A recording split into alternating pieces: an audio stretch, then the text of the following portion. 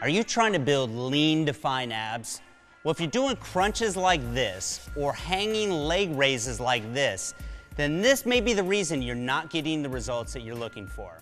I'm James Grage, and I'm here at the BPI Sports Training Facility, and in this video, I'm gonna reveal some of the simple secrets for getting six-pack abs. So let's get to it. So let's go back to the first of the two clips. Can you figure out what I'm doing wrong here? Now, it's actually something that's very easy to correct when you understand the function of your abs. Your six-pack is made up of a muscle group called the rectus abdominis, which enables the curvature of the lower spine and the tilting of your pelvis. Now, this muscle group attaches at the bottom of the ribs, point A, and at the top of the pubic bone, point B. Now, this is important to note because when a muscle contracts, it shortens the distance between the two connecting points. So let's go back and look at the clip of the crunch. Now, as you can see, there isn't much of a change in distance between points A and B. Now, as I mentioned before, your rectus abdominis enables the curvature of your lower spine. So if your back is flat throughout the range of motion, then you aren't fully contracting the muscle. This is why a plank may be a good core stabilization exercise, but it's a poor abdominal isolation exercise.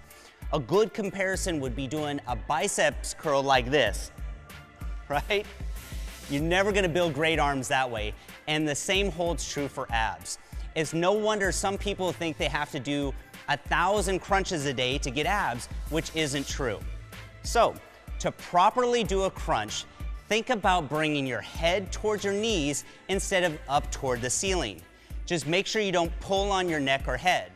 Now, as you can see here, this now gets a nice curvature in the lower spine and brings point A and B closer together. You should now feel a greater contraction throughout your entire abdominal region. So once you've mastered proper technique, you can then add resistance into the exercise. High reps don't build your abs or burn belly fat. You build your abs the same way you would build any other body part, with resistance.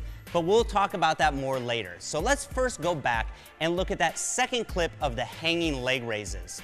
Now, I'm sure you've seen this exercise plenty of times in the gym, as well as online and in the fitness magazines. Now, with that being said, it's totally ineffective the way you see it here. So knowing what you do now about the rectus abdominis, I bet you can already guess why. If you point out the fact that there's no shortening of the distance between point A and B, then you're 100% correct. Now, see, I told you that we would take all the mystery out of ab training. So, when lifting the legs up from an extended position to this raised position where the thighs are parallel with the ground, you're using your hip flexors and very little of your abdominals. Now, I used to get terrible low back pain when I was doing this exercise, and that's because your hip flexors attach to your femur, point A, and to the lower part of your spine, point B. So all those exercises that I thought I was doing for my lower abs were just making my hip flexors tight, which then in turn would pull on my lower spine, which was causing my back pain. So now, the hanging leg raise is actually a very effective exercise when it's done correctly. So to do it properly, we need to get that pelvis tilted up. And to do this, we're gonna eliminate this first part of the range of motion that we see here in the clip. So instead of finishing in this top position, we're gonna use that as our starting point. From there, we're gonna do a reverse crunch. Now, don't think about bringing your knees straight up toward the ceiling, but instead think about bringing them towards your head, just like we did with the crunch, but in reverse. So you can see here that we're now getting good curvature in the spine, and we're bringing points A and B closer together for maximum muscle contraction. Now, make sure you don't use momentum or swing. Start with a slow and controlled movement and then squeeze at the top before coming back to the starting position.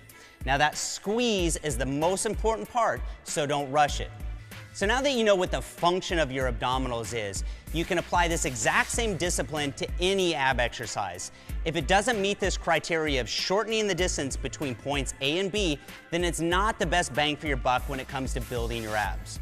Now, in our next video, linked below, I'll share with you my ab routine that includes my favorite ab exercises that you can do at home, as well as my favorite exercises for the gym.